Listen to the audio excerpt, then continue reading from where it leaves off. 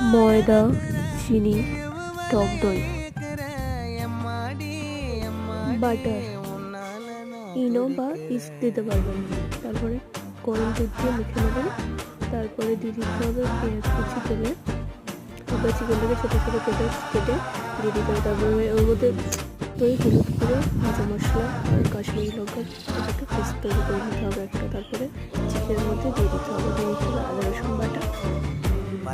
তারপরে পরিমাণ মতো নুন। তারপরে গরম জল দিয়ে ভালোভাবে কষিয়ে নিতে হবে। তারপরে দিয়ে দিতে হবে অরেগানো, চিলি ফ্লেক্স দিয়ে দিতে হবে। তারপরে রুটি করে নিয়ে লাঠি রেখে কড়া দিয়ে ভালোভাবে তিনটে করে দিতে হবে। তারপরে পিজার শেপে কেটে মুড়ে তারপরে ভেজে নিতে হবে।